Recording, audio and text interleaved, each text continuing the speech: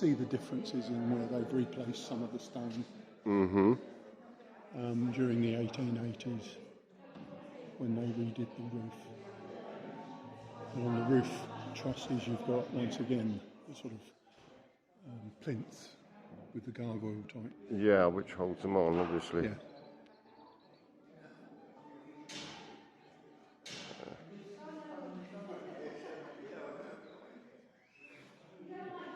What's the story behind these beautiful stained glass windows? We're not too sure about the ones in the middle there. They just denote the birth of Christ. I suppose you could say they're more traditional type stained glass windows. Because normally also what you will find in many, many churches that they've been they are to, obviously, what's the word I'm looking for?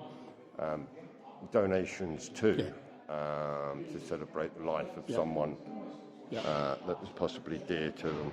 But these are, the one on the left is definitely the birth of Christ. So you've got the stable, you've got Mary in the middle. Star, exactly. Star, and on the right hand side. 3 kings there. Yep. You've got the angels. And then on the right, you've got the death of Christ and his rising again. Yep.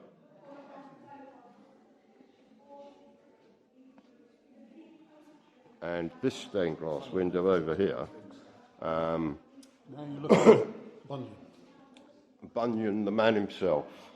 Well, this is his story, of course, which is a story of his own belief and how he came to the belief in Christ. In that you have the story starting in the top left-hand corner of Bunyan leaving his home, carrying his burden of guilt. Guilt, yes. And as he journeys, he meets evangelist who guides him on his right path. And then in the middle bottom, you've then got Pilgrim at the wicket gate. Yep.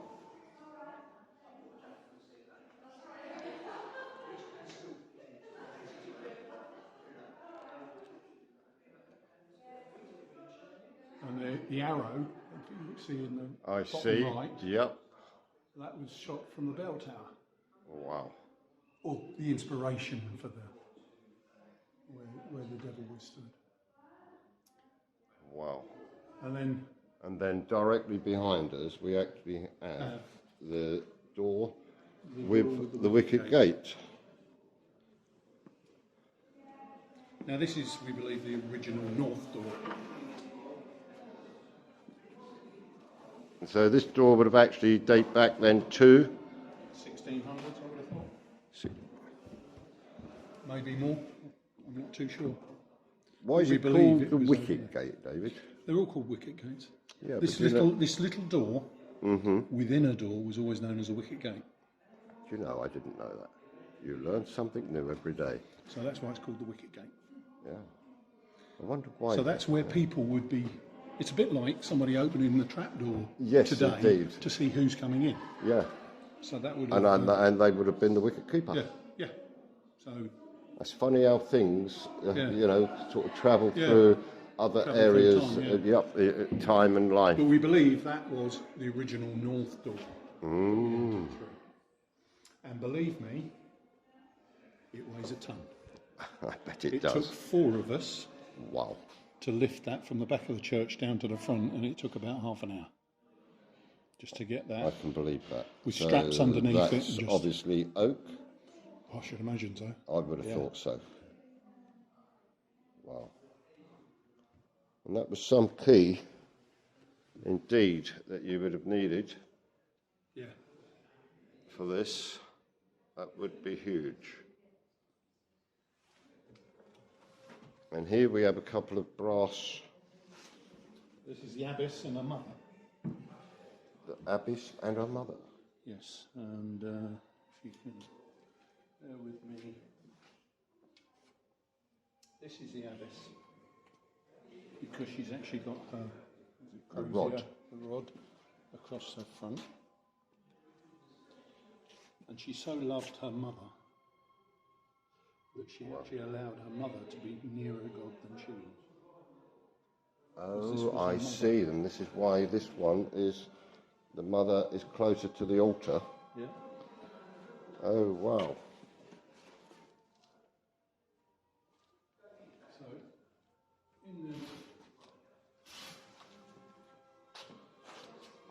at the time when it was a Benedictine monastery,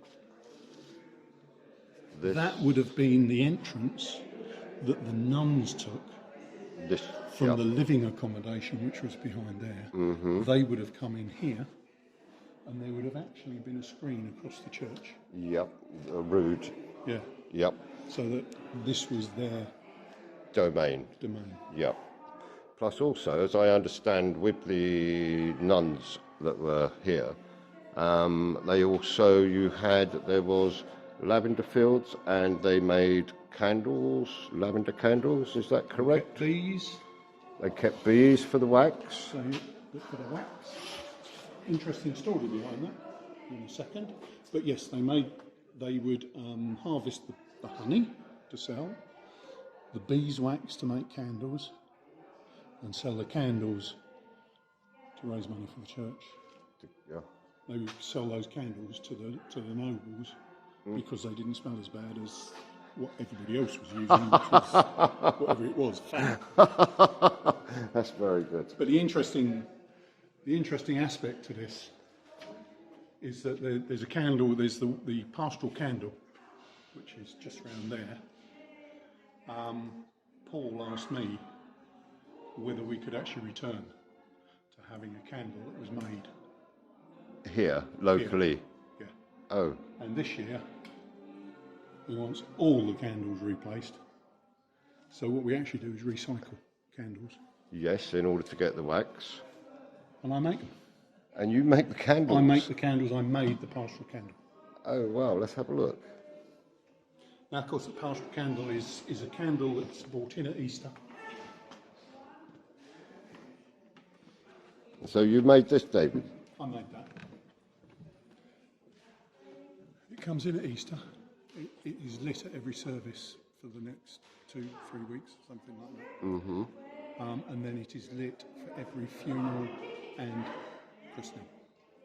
And during a christening, when the baby is given a small candle, yes, the baby's small candle is lit from that candle. I see. Oh, wow. The light of Christ to the child.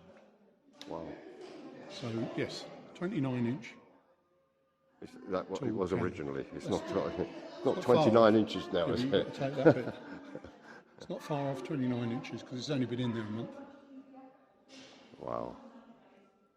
And each year, which is you can see here, 2022. Yes, I see that. 20 and 22, yeah. And you've got the signs, Alpha and Omega.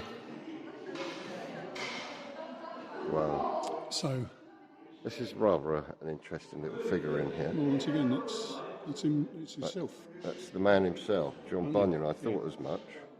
And do we have one on the other side? Yeah, there's one on the other side. I'm not too sure whether that's an abbess.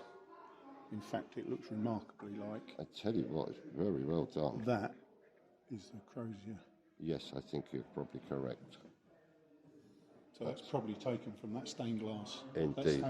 That rubbing, yeah, that brass. That's it. It's not stained glass, it's brass. No, it's a brass rubbing. And then on the other side of the aisle, you've got another stained glass window, which once again is another story of Bunyan.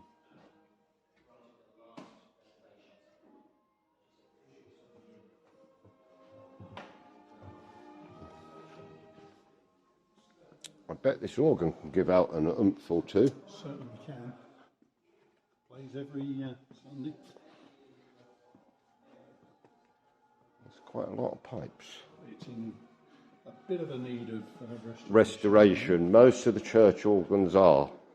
I know over in Emberton they're trying to... We're trying to raise money. So this is... wow. if you like, good versus evil. If you look at the left Yep. pane, This goes back to the Holy Wars, doesn't it? well, yes, this is the holy city, if you like. Yep. Jerusalem. And you've got everybody on the left-hand side. If you look at their faces, they're downcast, they're melancholy. It's dark colours. There's death. There's skulls. There's lightning. So that's, if you like, the bad, the devil and that sort of side. Then you look at the right-hand side. There's golds, yellows, reds, blues, flowers. Yep. This is good versus evil. Over the